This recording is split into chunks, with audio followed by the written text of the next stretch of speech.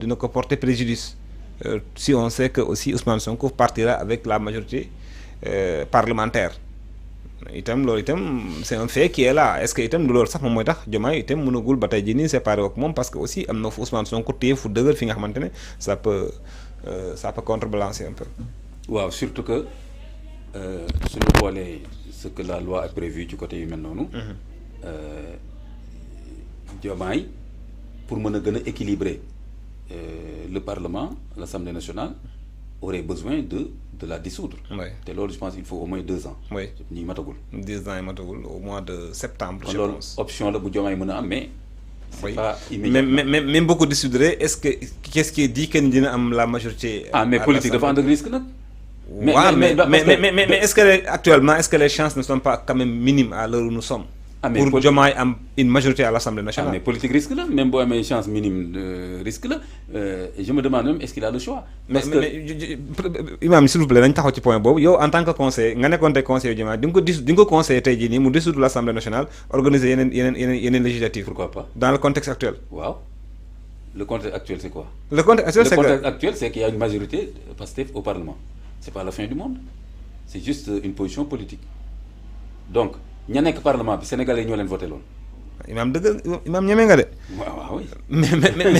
mais le problème c'est que ñi mu àndal analyste amoo looy ragal. waaw d'accord mais ñi mu àndal nii parce que man je péete ngay ragal parce que boo fekkee da ngaa far fii kii nii d'accord rek. non c'est pas question de analyste. non c'est-à-dire analyste la oui sur le plan politique aujourd'hui poids électoral ñi mu àndal nii c'est vrai que c'est des teneurs en politique mais ils ne pèsent pas quand même voilà ce ne sont pas des super lourds quand même sur le plan politique maintenant nag tey jii nii pour ce qui est factuel mooy que ne Ousmane Sonko quand même am na une base affective bu solide bi nga xamante ne pour déboulonner ko du yomb.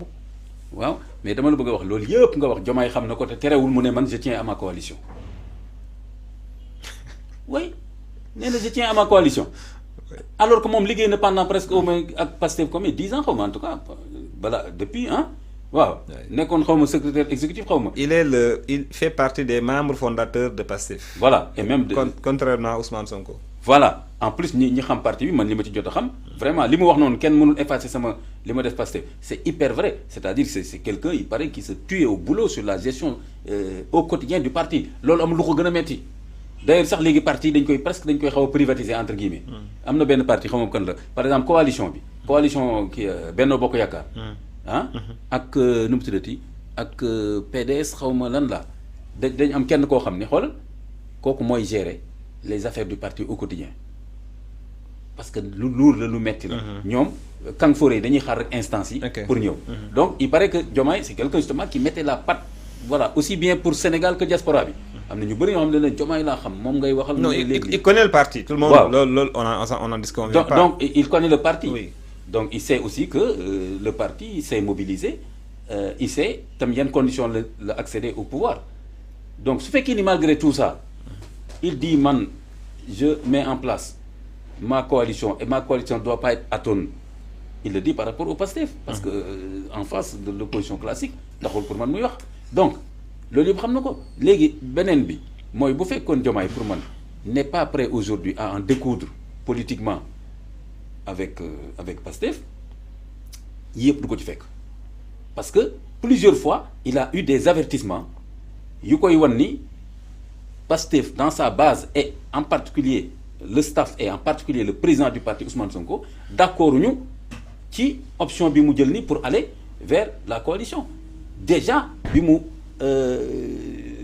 répondre Ousmane Sonko groupe parlementaire bi dem wax ak moom mu ne leen man daal mënuma leen wax léegi lii en tout cas man damay liggéey li may liggéey après mu nommé Mimi superviseur waa Pastef génne communiqué bu saf-saf ne ko on n'est pas d'accord amuloo sax benn légitimité pour def ko malgré tout ça Diomaye ñëw encore tey samedi waxaat li mu wax nii mais kon Diomaye xam na effectivement qu'il va en découdre léegi nag s'il va en découdre mais ça veut dire que jël na risque bien sûr confrontation politique bi risque boobu nag mooy lan mooy loo am jël il peut être battu à plate couture xaw ma lan kii nii ci élection yi ñëw mais comme xas na ba jël position wu damay opposé wu xoolal ça veut dire quoi ça veut dire qu'il va mener la bataille électorale léegi il va mener la bataille électorale parce que wax naa la fii plusieurs fois ni coalition pour élection la. léegi Diomaye fi nekk nii ku ko neex mu nommé ku ko neex mu dégomé donc loolu de problème par contre coalition loolu dafa jar mettre en place coalition pour ñëw ne wax leen ma kan laay def ministre loolu dafa laaj coalition donc coalition c'est pour aller aux élections. Une coalition elle est toujours politique. Politique, pas électoraliste par essence même. léegi nag. oui léegi nag da nga ma laaj nga ne ma. yan conséquences la mën a am moo tax ma ne la kon nañ jéem a analyser les conséquences. bañ ci ragal benn. loolu la mooy conséquences yi mooy lan mooy que effectivement tey soit Ousmane Sonko peut se séparer lui-même du président. mu démissionner. parce que wax yàgg na wax ne am na ñu mën naa démissionner je pense que du yow du man. ça c'est une frange de Pastef. mais démissionner ma xanaa moom mu dàq ma loolu ñun inventé wuñ ko. léegi Diomaye aussi jusqu'où est-ce que ay alliés extra duñ ko wax ne il faut te débarrasser du premier ministre. mais kenn ku nekk lu muy ragalee sa morom. kii nee na du ma démissionner kenn du ma ko dàq en tout cas ils n'ont pas dit mais loolu la fay di wone en tout cas kii aussi mën na kaa dàq ci parti bi kële mën naa tekki ndomal tànk bi mais fi ba tey jii nii y a quand même une ligne bi nga xamante ne c'est pas encore franchi. ku nekk li ngay ragal. wala ku nekk li ngay ragal mooy les conséquences. sur ton ambition politique l'équilibre de la terreur bu ñu defee un peu allusion à la géopolitique est-ce que c'est pas du looloo xaw a stabiliser lu un peu yëf yi. waaw mais kenn ku nekk am na fu dëgër foo téye. waaw mais day am benn moment boo xam ni du demeeti noonu foog mu bouger foog les lignes bougent à un moment donné c'est-à-dire que ku nekk yaa ngi sóoraale et c'est normal c'est un acteur politique yaa ngi sóoraale les dividendes de chaque décision booy jël donc fi mu nekk nii donc ku ci nekk bëgguloo def erreur stratégique c'est normal. En cas de démission Ousmane Sonko qu'est-ce qu'il risque am na lu mu ci risqué bu génnoon tey jii nii ci gouvernement bi je ne pense pas. ah kay am na lu mu ci mën a risqué kay parce que quoi qu'on dise poste de premier ministre ay moyens la influence la ah et cetera ça te permet. ak les cadres aussi qui ne voudront plus retourner de sitôt dans l'opposition. waaw les cadres de Pastef qui décideront de rester dans le gouvernement. te su génnee. cadres yi ko loyal dañuy génn. mais même bu ñu leen dàqul. mais dina am ñu des. dina am ñu des kon déjà di nga ubbi buntu mu am ñoo xam ni déjà ñoom duñ la topp kon Ousmane Sonko tam dina calculer waale loolu ah il faut arrêter de penser que Ousmane Sonko c'est un démiurge c'est un homme politique. mooy yow politique xam nga. c'est-à-dire que il a ses calculs politiques. il va peser chaque décision. lan la ko mën a coûter politiquement. électoralement en plus. donc su fekkee Ousmane Sonko dem na mais primature Ibrahima dafa bëri lu mu àndal de. Tu as des moyens. tu as des moyens financiers. même bu dee quelques millions yu nekk genre un peu caisse noire entre guillemets wala nu ñu ko mën a tuddee c'est quand même des moyens d'action parce que xoolal yenn influenceurs yi fi doon xuloo temps yi naan man joxaguñ ma ak yooyu loolu xaalis ba fu muy jógee voilà bon. ak tamit influence la. xoolal tu voyages au nom de l'État du Sénégal dem wuti ay accords amaa le réseau. tu voyages à l'intérieur du pays.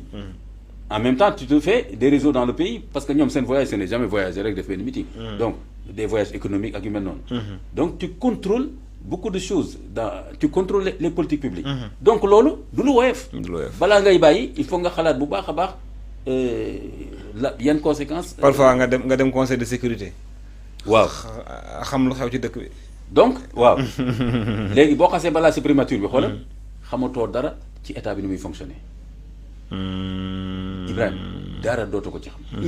ci biir politique dootoo xam dara ci nu état bi di fonctionner. dootoo accéder ci dara tu deviens un homme politique simple léegi nag Ousmane Sonko fu nekk ni pour man loolu mooy défi bi mooy que est-ce qu'il est prêt fu nekk ni à retourner dans un statut de chef d'un parti politique.